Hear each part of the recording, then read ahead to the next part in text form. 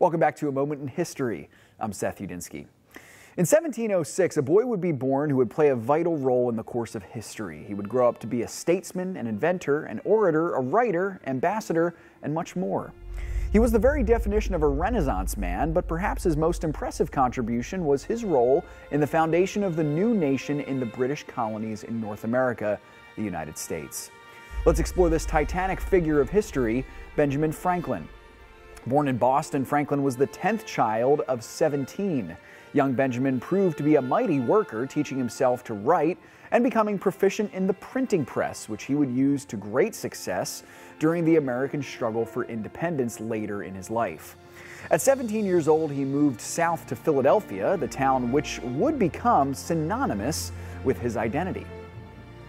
Now, Franklin's young adult years were filled with controversy as he spent a considerable amount of time in London, where he allegedly engaged in licentious living, a lifestyle that notoriously brought him an illegitimate son from an unknown woman.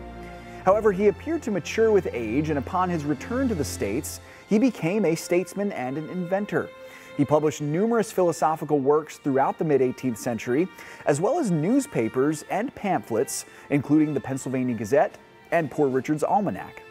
All the while, he became an influential and wealthy aristocrat in the colonies. Now, as we previously mentioned, he was also an inventor, and he spearheaded the charge in the electrical field and discovered numerous properties about electricity that are still in use to this day.